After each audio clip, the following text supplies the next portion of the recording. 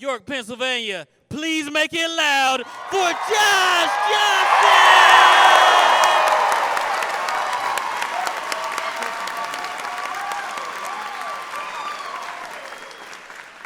I've thought a lot this week about how, family can be chosen. Like, you have your family, you have your family, your people you grow up with and everything. But along the way, you find people who you really connect with. You choose them, and they choose you, and everything. Because the family that you're born into, I'm not saying there isn't massive value in making everything work with your family that you possibly can. I'm just saying that, like, sometimes, look, they're your first crack at, like, relationships. Do you know what I mean? Like with most people, especially with the big family, if you line them up together, you'd be like, all right, if y'all didn't already know each other, I'm not sure you'd be hanging out.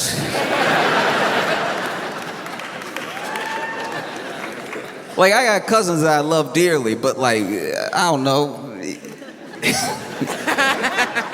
They're like athletic. And then I show up with a Rubik's Cube, but they're like,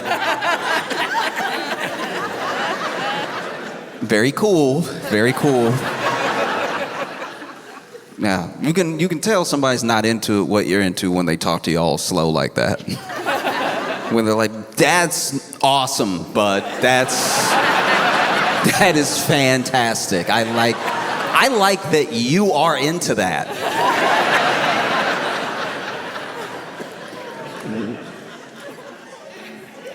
Wow. Oh, I've been hit with wows in my life. Sometimes you get someone that even if you weren't related, if y'all had met, you would have linked up perfect, like understand each other. That real bond, right? And you have the benefit of actually being family, so you get even more time with this person. Like, I look at, tell you about Nikki. Nikki was a kid back down south, very big kid, but not like big, just tall. I say big, but I mean tall. He was too tall. He was too tall of a person. It was too much. It was like cartoonishly tall. He was that type of tall where everybody asked him if he played basketball. You know that? You know that type of, like, I mean, you're just so, do you just love playing basketball? As if it's a requirement to stay that tall. That you gotta start putting in hoop time if you're gonna stay this tall. It's such a funny question. I've never been asked if I play basketball for my height. It's just such a funny question because I can imagine what's going through the mind of a tall person when they're getting that question, because it's such a thirsty question from a short person. They're like, do you play? You must. Like, you have to. Like, you need this. I need this. I need you to play. Why can't just do it? I feel like that desperation is because you know that they could touch it. It's like, you could touch the rim so easy. You have to touch it for both of us. You have to play. I don't know what the rim feels like. Just please play. I need this. But Nikki was tall, but he was as tall as he was clumsy. He was that type of person you would ask to grab something from the top shelf for you, and then as he's grabbing it, you know, he's got the height, but he didn't have the grip. So he really just knocks something down off onto your head. You about to thank him too. You looking up. Thank you so much.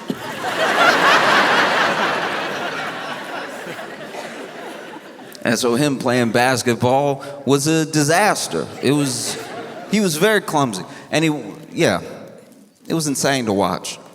Like, I give him a little bit of grace because, like, when he would dribble, the ball did take too long to get back. Like, that's, That's not all his fault. When I dribble, I'm right here. It's a frequent visitor, right? But when he would dribble, it'd just take forever to come back up, and by then he had already run away.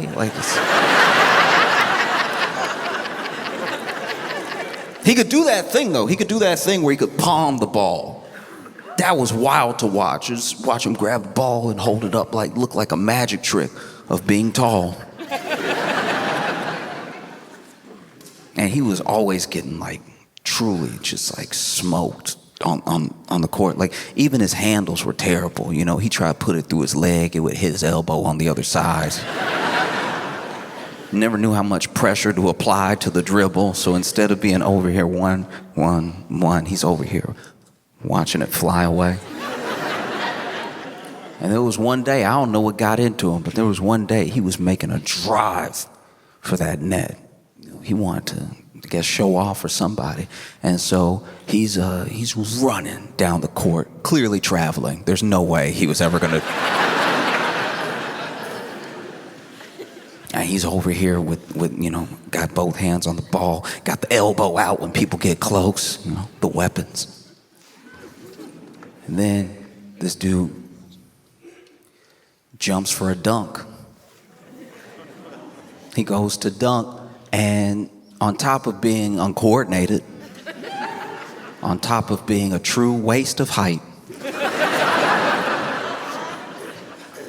this young man has no strength in his ankles or calves. So when he jumps for the dunk and he flies forward, there's someone guarding him. And I think even that guy thought he was gonna fly over. Cause look, he didn't do a simple jump up, efficient dunk. He fully leg spread NBA logo.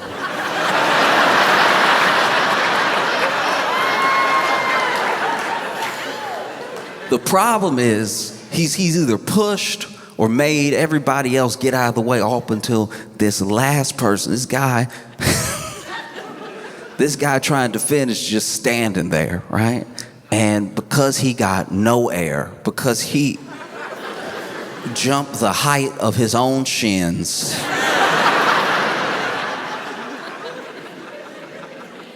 he simply flies into this man. He jumped into him.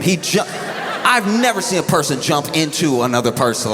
He jumped into him like he thought he would go through and it, like he thought he would be him. He jumped. This guy's got his arms out and he jumped into him like it was the end of a war. Like they were finally reunited. This man,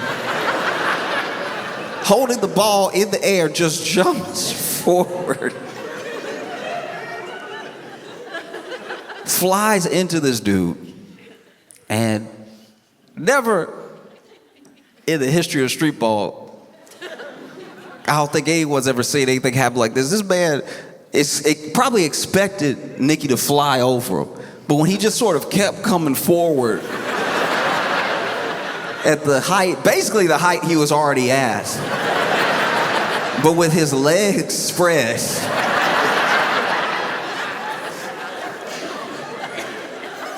Never in the history of basketball on a public court has this happened. He flew in just trying to dunk, and then this man caught him.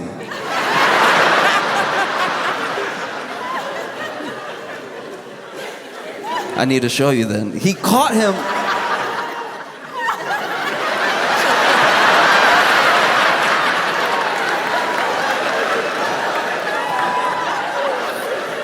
Caught him into his arms. Didn't fall backwards or anything, just straight up caught him because Nikki started jumping too far away, so he didn't have the momentum to knock somebody down. And then Nikki, this fool, still dunked.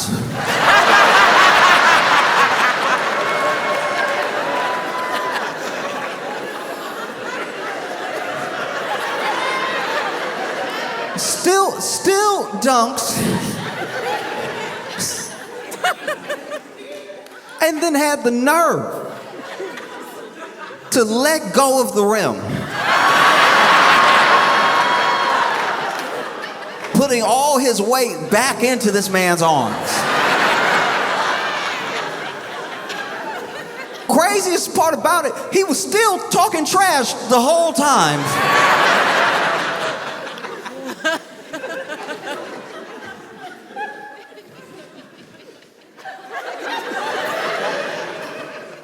He's still being held midair, talking crazy to everybody on the court. This man is up here. That's right, this is my house. Y'all get out the kitchen because I'm cooking right now. Can't nobody touch me. Sir, someone is touching you right now.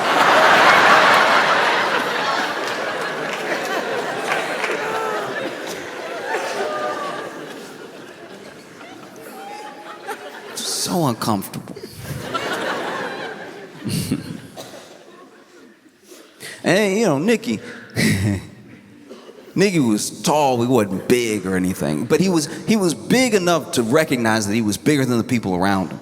And so he was somebody who truly fit that stereotype of like gentle giant, like didn't want to hurt anybody, didn't want to mess with anybody. In fact, his need to be gentle actually made him pretty easy to bully. Kids that were way smaller than him would give him a hard time, you know?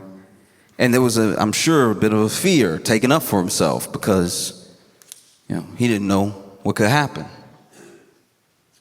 And so Nikki, very sweet, very easy to bully. You didn't have to worry about Nikki. You had to worry about his sister. His sister, first of all, his sister, not tall at all. Nikki got all the height in the family. But his sister would see somebody messing with Nikki, and she would come out of nowhere. Truly nowhere. There was this one time that this kid was pushing Nikki around, right? And then finally, Nikki had enough, and he pushed this other kid back, right? But then that kid, you know, when somebody's bigger than you, you figure they can take whatever. This kid runs back up, pushes him down as hard as he can. Nikki falls to the ground. We don't know where his sister came from.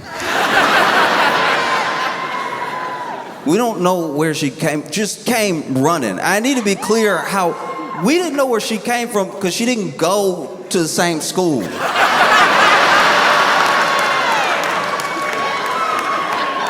So when did you start running?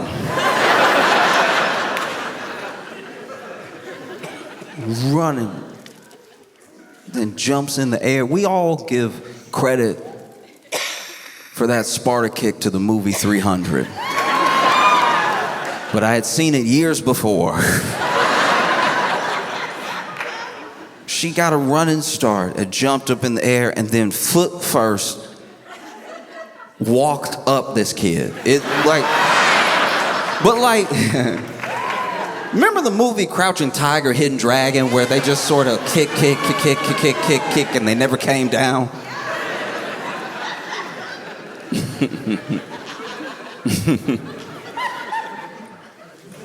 Yeah. Oh. It is tough when you move out on your own for the first time and you're broke, but you're also young. Like I had the benefit of being young and broke, so I didn't even realize how broke I was. I wasn't even aware it could not be like this. Because, you know, there's a different mindset. I can only speak for myself, but it seems like there was just a different mindset at the time for the sort of standards of my mom's house versus like what mine would be, because I was out on my own for the first time, so I was sort of setting them in real time, like setting these parameters. When you're out by yourself for the first time and you get your first place, this little studio apartment in Chicago, it's like anything. You could do anything, you know? You could put up both Fight Club posters. You could do whatever. You could get the main one and the variant right next to it. There's nobody to stop you. You know, I had Had an air mattress and everything. It was just starting out. And so there are some things that I think other people would have clicked right away. We should do something about it. It just didn't happen for me. Not in my head right away. Like, for instance, when I would have somebody over and my fridge worked, but it didn't work hard. Like my fridge would do the fridge things, but just not all the things a fridge is supposed to do. I'd have somebody over, and then I'd offer them something to drink. I'd grab them something to drink, and I knew the cold spots of the fridge because the whole fridge wasn't cold, right? There was something like the crisper was crispy. The crisper was perfect. Anything you really wanted to keep, you put in the crisper. But other stuff, you just had to be like, well, that's just a regular shelf. That's basically a cabinet shelf. And so I remember there was this one time that invited somebody over, poured them a drink, and then they asked for some ice, and I was like, okay. So my freezer doesn't make ice, like it doesn't. And what I meant was like my freezer didn't get cold. Like my freezer was actually hot. Like I don't know what coil was switched, but the top was hot. A regular fridge was fridge, but this over here was basically a microwave. And so I was like, oh yeah, it doesn't make ice in there. And they were like, oh, okay, well do you have an ice tray? Let's just pour some water. Well, I don't mind waiting. And I was like, oh, you thought I meant I didn't have an ice maker. Okay, so what I'm saying is that like it won't exist in there. Like it's too hot. Like that's why I don't have anything but bread in there, because it's very warm. And they weren't being rude, but they just sort of said it, I guess, as they were thinking it. They were like, you can't afford ice? And when somebody points something out to you like that, it does remind you where you are when you can't afford just certain temperatures. That's a level of broke. That's a breakthrough of broke, to not be able to afford enough cold near you. And so when you're in a situation like that, just like when I was on my own and was sort of getting my bearings around being out in the world and what things I needed to fix first, because I still need a bed. I finally got a bed. And when I got that bed, okay, first of all, got the bed off Craigslist, so don't.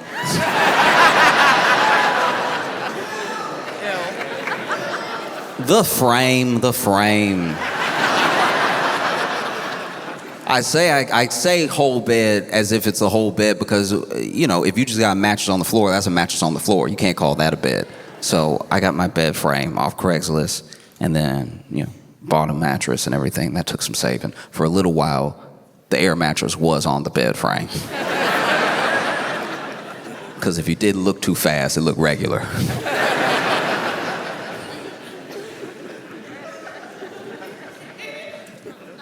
But that bed frame, man, no wonder they were getting rid of it. Every time you sat down, you felt like you were hurting it. The entire time I had that bed frame, I'd be in my head thinking, like, why does my bed's back hurt so much?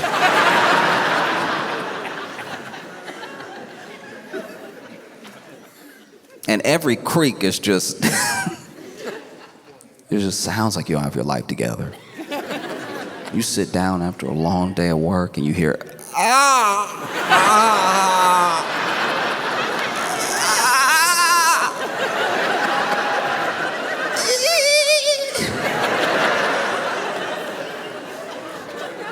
How am I gonna get any restful sleep with you complaining the entire night? I'd move my leg and the bed would do everything except scream. But when you're in a situation like that, and let's say you're even younger, let's say you're like Nikki and his sister, especially in the neighborhood that they were in. There's a lot of things coming at you, maybe faster than you know how to process. You know, you're in a neighborhood where there's gangs, where there's gang violence, and obviously after the fact, people ask themselves, why would anybody join a gang? You know, why would anybody get involved? And it's a question that's more important to ask before anything happens. You know, after these decisions have been made, it's very easy to just be flippant about it. Why would anybody? Maybe this is somebody who's been beat up their entire life. The only time they don't get beat up is when they're with these people. For better or for worse, you know. Maybe these people aren't the best to have around, but at least I'm somewhat safe. It's a different type of danger hanging out with them. There's a present danger I know by being alone. You know? Maybe there's some sense of this is the only way I'm going to be able to make some money. These guys already know a way. These guys always have money on them. You know, there's a false perception that maybe this is the way. You know, they put a gun in your hand. I'm sure you feel powerful. You know? They tell you run the block. I'm sure you feel powerful. It's not until something actually stops you that you realize you're not all powerful. Like you look at a kid like Nikki, and you know it's not like it is in the TV shows all the time, where there's just somebody seeking out, oh, that guy looks cool, I'll follow him around, maybe he'll let me join or something. Some people are coerced, some people are threatened. You know, you live here, you see us doing work, maybe it's time for you to do some work. They recruit them. That's the thing that people leave out. They recruit them, you know? And so maybe a kid like Nikki sees, though, this isn't it. I don't know what is, but this can't do this. So then a kid who almost never takes up for himself, a kid who's very gentle, although he's very tall, waste of tall, not using the tall right at all, but that's beside the point. A kid like Nikki gets approached, tells them, no, I'm good. I don't want to do that. I just live here. I'm not. And then it's his sister, of all people. It's his sister that also looks him in the face. Don't talk to my brother. You leave him alone. Right? Don't come near him. And when you're dealing with a gang, you're not dealing with a lot of reason behind decisions. But this kid who's known for being soft, telling you no like that to your face, and his sister backing him right up every time she sees you all around him, that won't do. You tell them no even after they start messing with you. And then it's someone like your sister that takes up for you. It's someone like your sister that tells them to their face, not as big as you, not as scary. You leave my brother alone. It takes a lot of bravery to do something like that. You leave my brother alone, knowing how dangerous they are. And then, maybe, one day, they decide to send some sort of message, right? They pass your house, and they shoot at your house. But you're not home. Your sister's home, though. And those bullets that may have even been meant for you, whether they were meant to send a message or they were meant for you, they don't hit you. You're not there. They hit your sister. They took your sister. Do you see how a gang works? They'll take everything that they can as long as you let them. They'll do whatever they like as long as they feel like nobody can stop them. You know?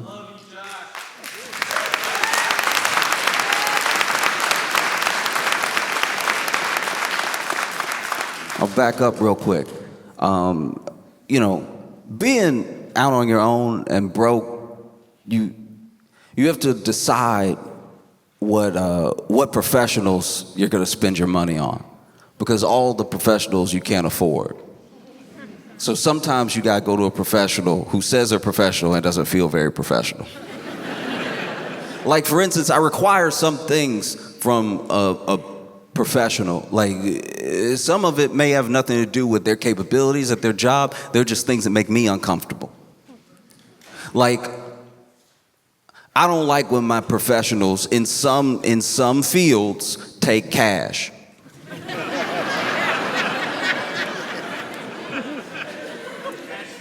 That makes me nervous. If you go to the doctor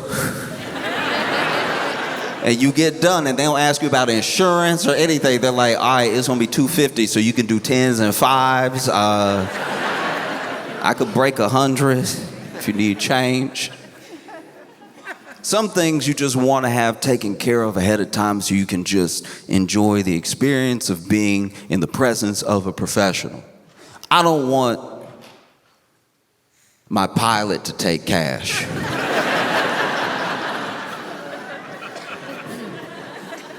What if I don't have cash on me? Even like the nonverbals sometimes. Sometimes a professional will let their feelings escape, right? They won't be very professional.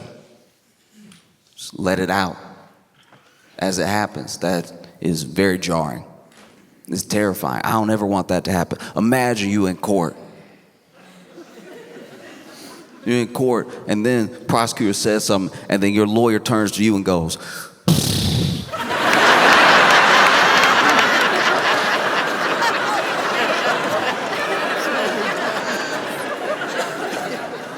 "What's wrong with you? Everybody heard that. You couldn't keep that in?"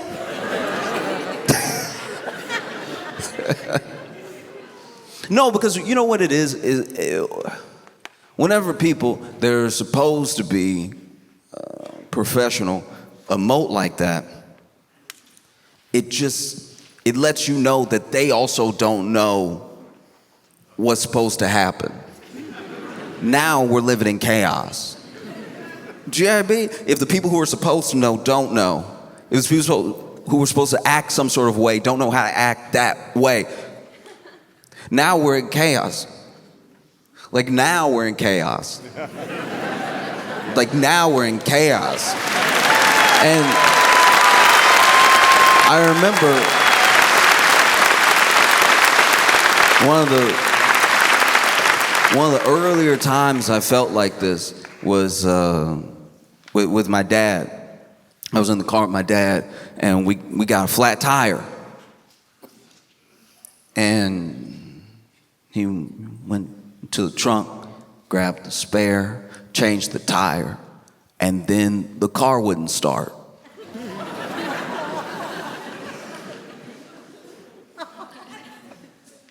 I'm not saying at 7 years old I knew how to change a tire. I was just confused why, after changing this tire, the car as a whole gave up. The car that was running before, and then you changed the tire. Here's the thing, I'm not a mechanic, not an engineer, but I look at tires like shoes. And if somebody's shoe fell off or wore down to the point they need another shoe, and then you gave them that shoe, And then they were like, oh, I don't walk anymore.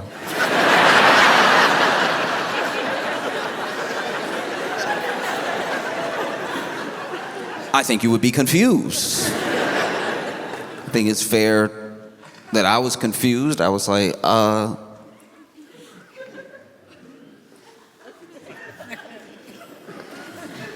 all the wheels good.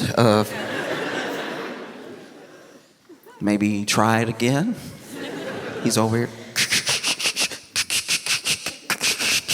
Nothing. You know.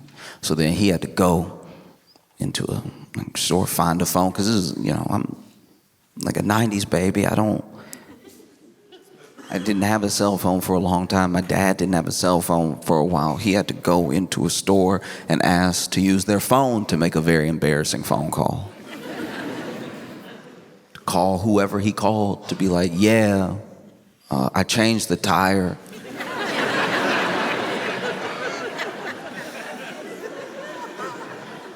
And now my car doesn't want to be a car anymore.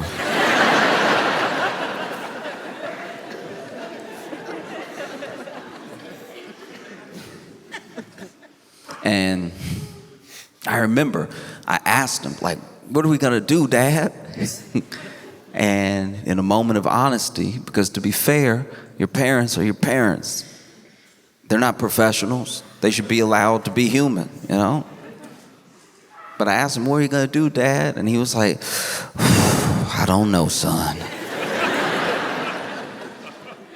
And I know I was little, but even looking back, I had too strong of a reaction. I was like, you don't know!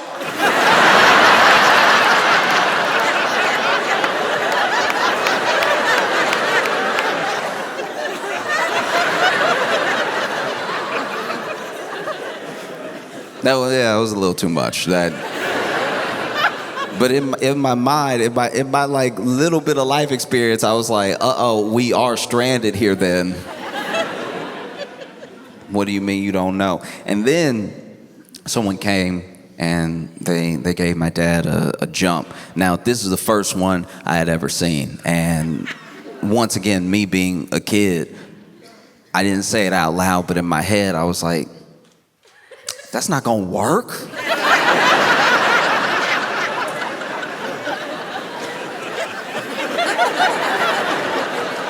Y'all just doing stuff now. Like this.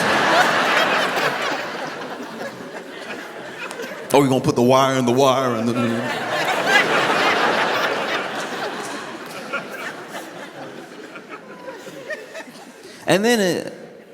and then it did work. And when it worked, to my credit, I was like, man, my dad's a genius. Who would even thought you just wire up to another car and it'll be a car again?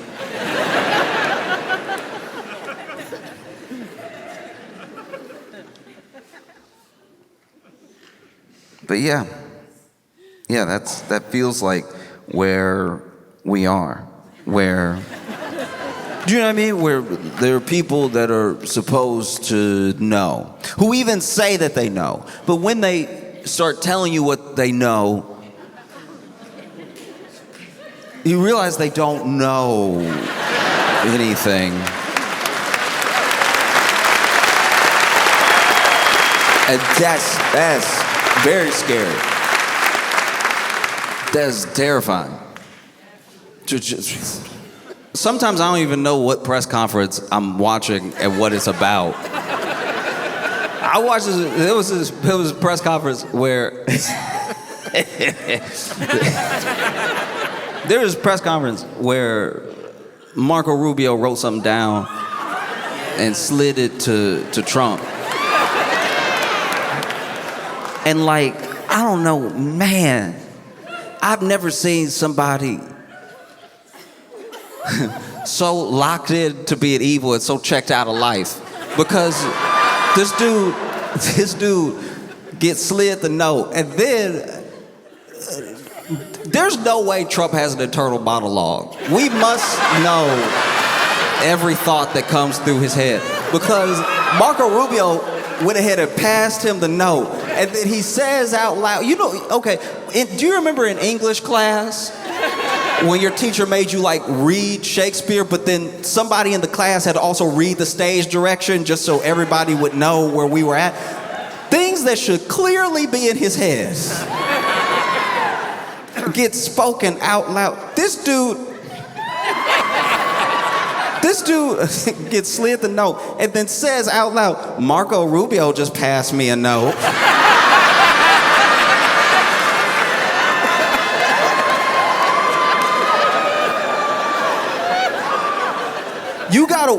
You gotta watch the video from the specific angle I'm talking about because it exists. I saw it when it happened, but the other angle that's like centered on Trump doesn't do it justice. There's an angle that's like to the right of Trump, there's a camera, and you see when Trump says Marco Rubio just passed me a note, you see Marco Rubio go,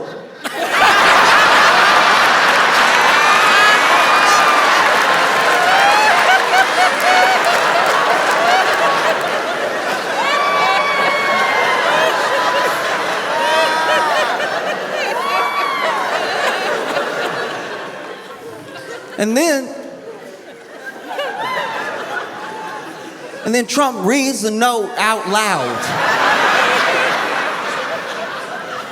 for everyone. And that's, once again, maybe something he meant to do in his head and his mouth never stopped. Because then he's like, it says Chevron. Go back to Chevron.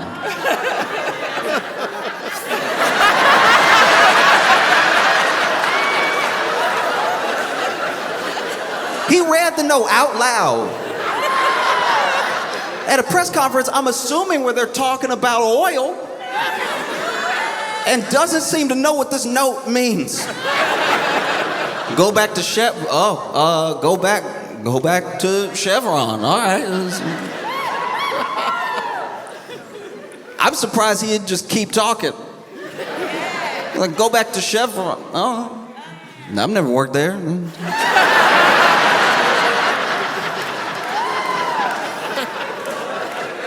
Interesting. Okay. Like he so clearly did everything that should have been in his head. I'm surprised this man didn't grab the note. Marco Rubio just passed me a note, bend arm. It says,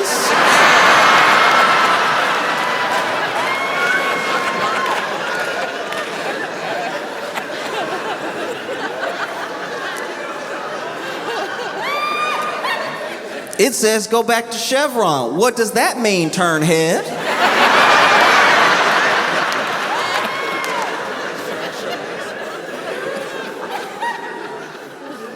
And look, I don't even know if this is the same press conference because this is a different clip. There was a point where I don't know if Trump was talking or somebody else was talking or if he was being asked a question, but he just got up from the table and looked out the door. This man over just, yeah, you know.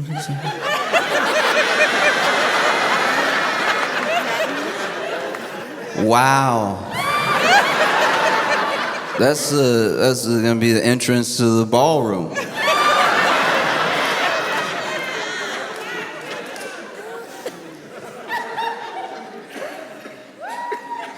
Sir, if you don't sit your Biden-built brain down, this is everything you said about Biden. Everything you doing right now. Every ounce of it was supposed to be what Joe Biden was like. This man tried to bully Joe Biden the entire campaign with the fact that the auto pen, the auto pen, the famous auto pen, he doesn't know what's going on. Somebody else is running the White House. It's like, all right, look, for all of his faults, Biden was never passed a note.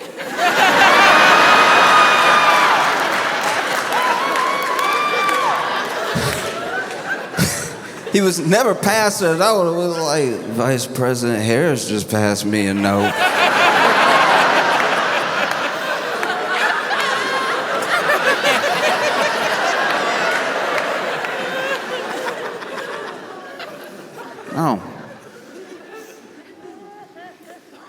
No, it's insanity.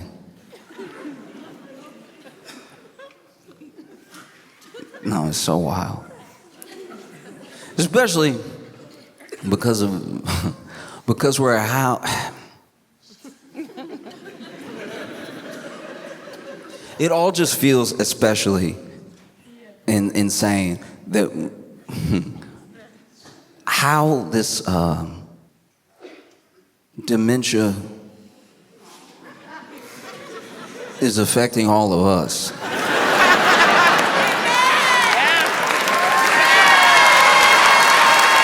Do you know what I mean?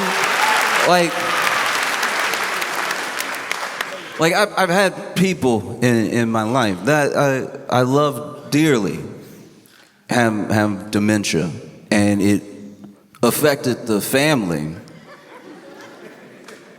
not the country. Not, you know what I mean? Like if your great uncle starts grabbing the remote control for the TV and pressing buttons and putting it to his ear, that doesn't affect Greenland.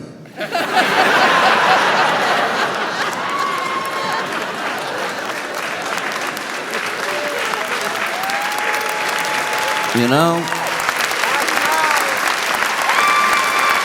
It's just, I don't know. Sometimes you just want to get the message out. Thank God the internet, for now at least, is like viewable by people from other countries that aren't near, because they can see us also be like,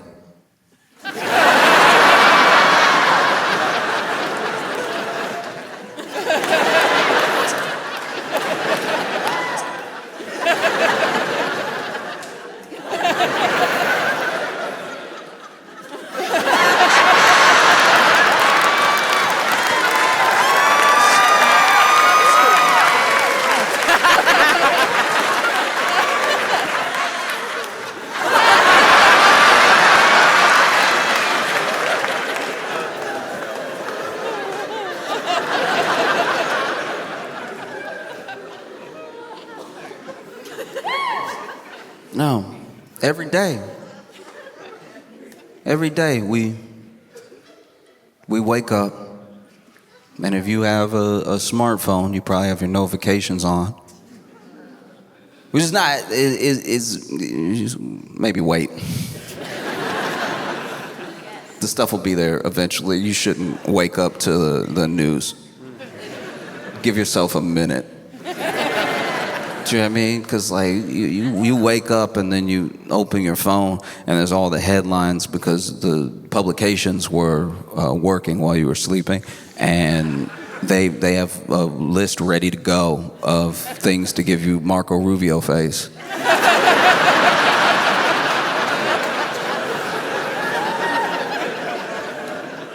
There's a big flaw we have now in that the news by headline is like in your phone. It just hits your phone like that. You gotta turn your notifications off sometimes just for the sake of your mind, because I was checking the time.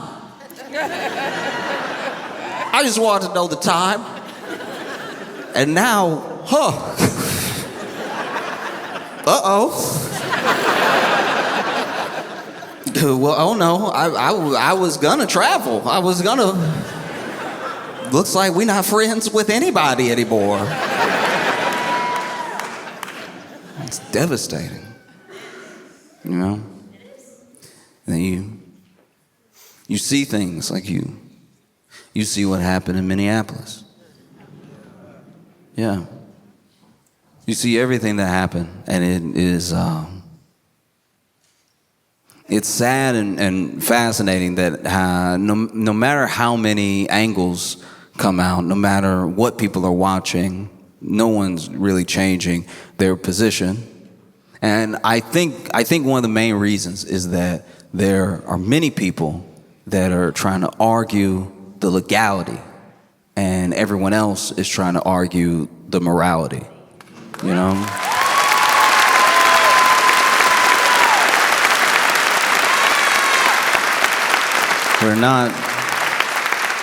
We're not speaking the same language about these things, which is one of the main reasons we're not getting anywhere. And I think that, look, if your entire moral compass is based on what the laws are currently at the time, I think that's a very weak compass, because all of the good that has ever come to this country and to people in general was through change. It was through adjustment. It was through figuring out what met the moment the best, you know? There's no, to me at least, there's very little good in just saying, well, that is the way it is. No. It's like, that's not enough. Every benefit to your life, every single benefit to your life came through some sort of change. The powers that be weren't just waking up one day and then thinking, oh, well, we probably should do a little better. Sadly, that's not how that sort of like arc of justice bends. It usually bends with pressure, you know?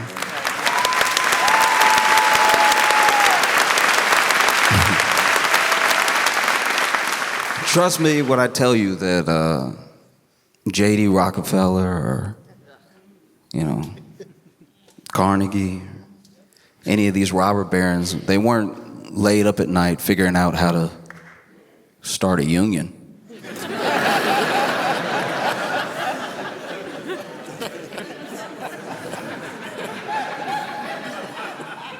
You know? All these things come with time. You know, you can make whatever legal argument you want to make. That is not what people are not arguing for some sort of like Section 3, Article 5 of some. They saw the video. You saw the video. And I personally think one of the reasons to argue the legality or to make the status quo your moral compass is because you're either not affected or you think that if you play ball, it won't come for you. It won't affect you, you know? And that's just not the case. Now we are where we are because they needed something. They passed this bill that is going to really devastate a lot of people. You know what I mean? They passed it a while ago and they're hoping you don't remember. In fact, they're looking for something. They need something new. It can't be the old stuff because they said they fixed all the old stuff, right? So they need something new. You know, they passed this bill that lets AI companies off the hook, that rolls back a bunch of environmental protections, that slashes your health care, and they need something new, which is why they landed on Somali daycare fraud. No, you know Somali daycare fraud, the most lucrative fraud of all time. It is the fraud that... It's honestly the fraud that the world turns on the axis of. It is the most prevalent fraud that has ever existed. If only Walter White had known about Somali daycare fraud,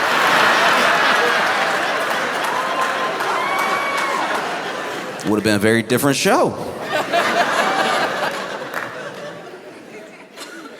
No, they need something new because they're hoping that you'll forget that they can't actually, and they don't have plans to, and the things that it would take they're not willing to do to improve your life.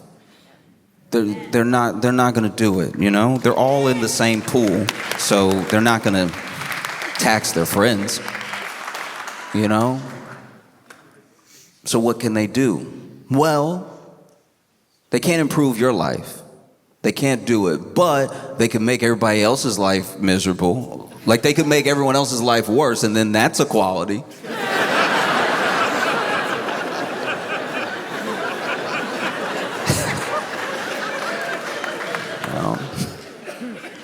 Yeah. It's like when you're it's like when you're dating somebody that sucks, and then they are like, yeah, but other people suck too. You'll sit them down and tell them everything that you feel like they are doing wrong in the relationship, and they're like, everybody does that though. Like if it's not me, it's just gonna be somebody else forgetting your birthday. That's gonna happen.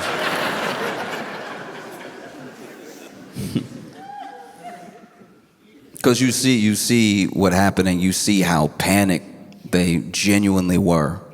You know, they sent these guys out. I hate to burst anyone's bubble, but as a country, we are like broke. You know what I mean? We are like, because their bill also adds to the deficit. And we're very broke. And not the government, I should be clear. The people. The people. I know people think it's the same thing. But people from other countries, just so you know, it's not the same thing. The country, as in the government, is doing fine. They just found a bunch of oil. It's the people. It's the people who are struggling. It's the people whose groceries prices and whose healthcare costs are skyrocketing. It's the people who have less to show for the work that they do. And it's the people losing their jobs, getting their government jobs slashed and getting let go from companies and everything. And so they need something. We can't afford, in the bill, $29 billion for ICE. We cannot afford ICE any more than I could afford ICE.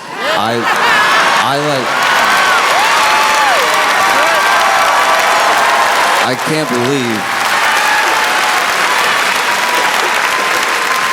$29 billion. I mean, but this is my thing, I guess, is that you watch something like what's happening in Minneapolis, because it's not just one instance, it's not just one thing, you know? Because the same day that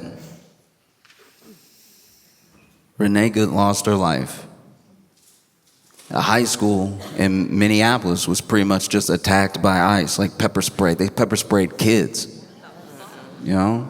You look at what happened in Chicago. They pulled kids out. They pulled all these people out of this building. It was just a show of force. It doesn't look like there were really any convictions out of that. It was pure harassment, you know? People talk about comply. People talk about what is legal, but really think about what's moral, you know? I'll tell you right now, if you just sort of go with the flow, you go with the status quo, you just simply comply over and over again, you know, nothing really changes. Not a single thing. Because once again, the people who have everything don't really think about breaking you off a piece. That's just not how it works, you know? They weren't up at night figuring out, oh, you know, maybe a minimum wage would be good. You know? I'll tell you right now, if all you do is comply, if all you do is hope that things change or get better, but you go along with everything as it stands, it doesn't happen.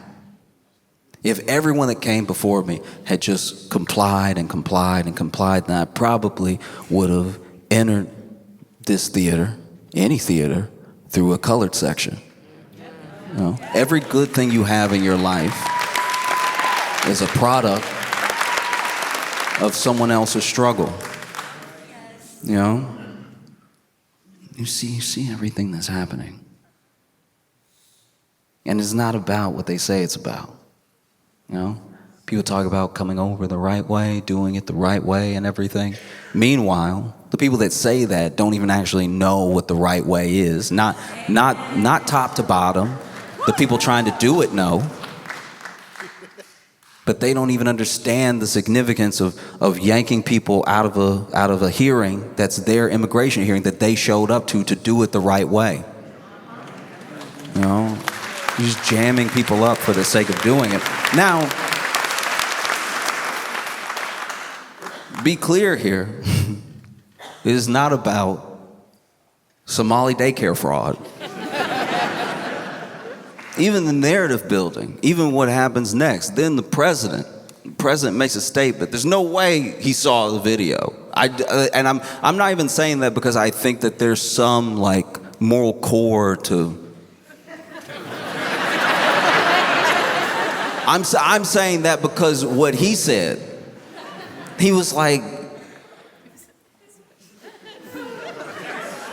this officer was run over. He's lucky to be alive. She ran right over him. I mean, he basically exploded. And he had the wherewithal to put himself back together again. Reconstitute his body. Amazing stuff. No, you see how they paint this person immediately. You know, they need their narrative more than anything, because if the narrative falls apart, then everything is exposed. And if it's all exposed, you start to blame who's worth blaming. It's never been more important to know all of your rights, to know all of them. And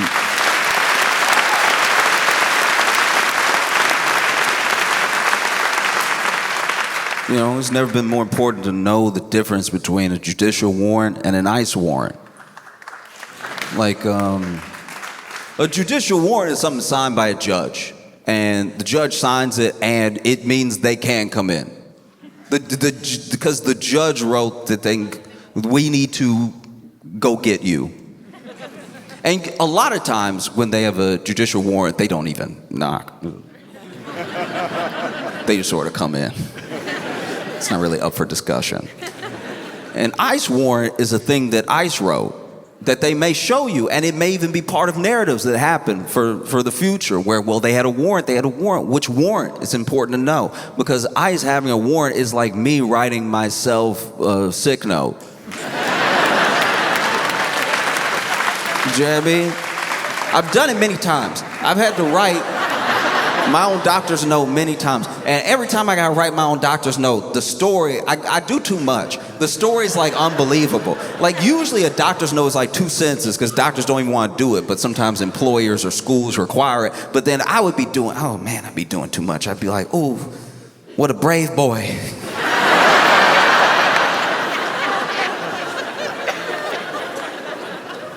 I can't believe he's making it through, you know? Don't just go easy on him. Applaud him for his courage.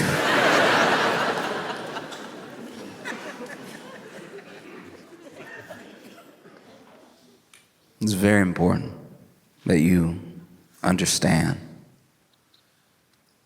what's happening and what could happen next as a result of it.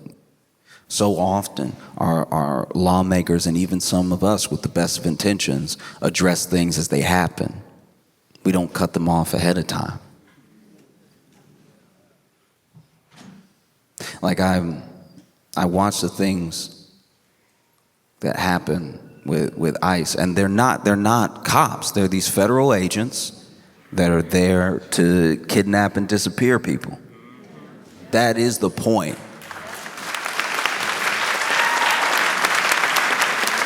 It's the entire reason that Renee Good isn't with us. And it is more than fitting that these people, that this administration would be the enemy of good. Like,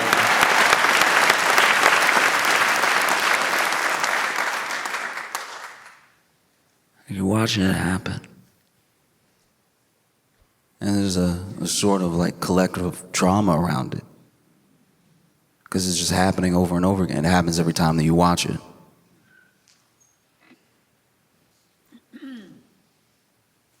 And I don't know, it reminds me that it's important to choose as much family as you can. You choose to protect your family. Choose to protect people that when you were born you had no relation to, but you found each other. There's nothing more important. Because when they didn't see Nikki the first time, they went ahead, spin the block, let's go back around, shot through. They do the same thing to us. They do the same thing to us all the time. You know, several years removed, but not a mile away from where George Floyd died. And what happened then? We marched, we protested, we begged, worked as much as we could for some sort of change, and then several years later, they spin the block, right? They took, and they'll take as much as they can, they'll take as much as you let them. And look, there are people, right? There are people who will never see your side of things. There are people who are not working for you. They work for whatever corporation funds them. They work for whatever lobbyist gives them the most money. But the people that you vote for, the people that you put in power, it is important now more than ever that you stay on their neck. You stay on them. Because when things like this happen and there's this sort of like rhetoric around, you see how people feel one way or the other, and you see politicians try to do their spin.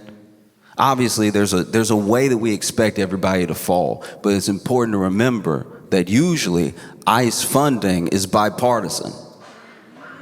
So you only control the people that you vote for, but you got to stay on them. You never let up. Being a public official should be a headache. You know, I genuinely, it depends on who it is, but I usually hate to see him smile. I'm like, why are you having a good day?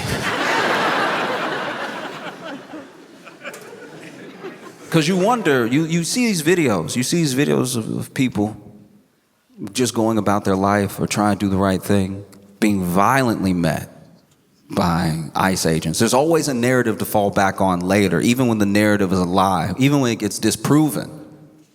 There's always some sort of narrative to fall back on. And it makes you wonder, why would anybody even join up? Why would anybody join this thing? And then you see, it's like, okay, economically tough times, signing bonus, maybe I've been picked on my entire life and now I get a gun, maybe. They tell me that I run this area, I can go wherever I want, I can do whatever I want, finally have some power, and you see what they do with it. You watch what happened. And it's important to remember that you can choose family, you know?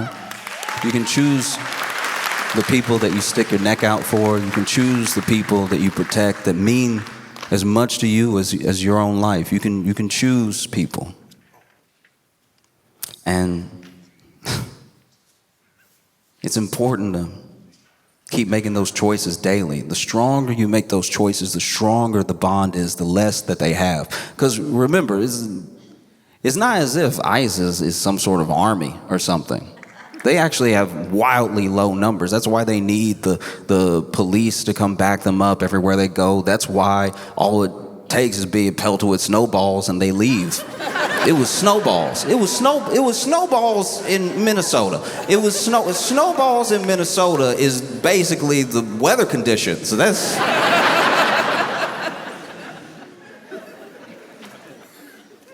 And so when you watch what happens, it's important that we as people take it upon ourselves as best as we can. As much as we can sacrifice, because everybody can't take on the same amount of burden. I understand that, but as much as you can do, you do it and you make a better world. That's the way forward, you know?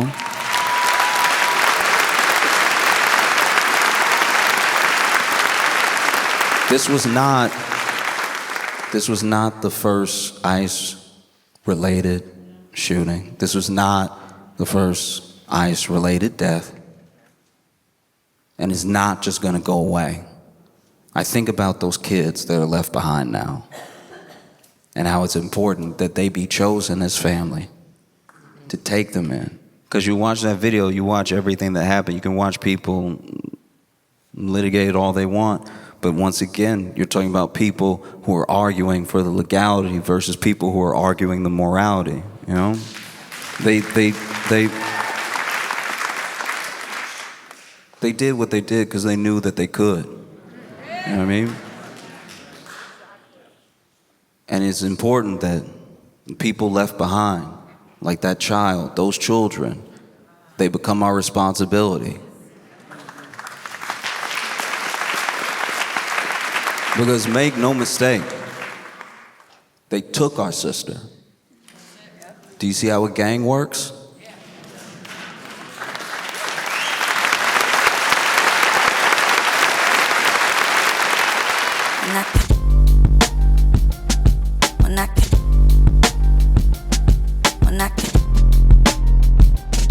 Mira,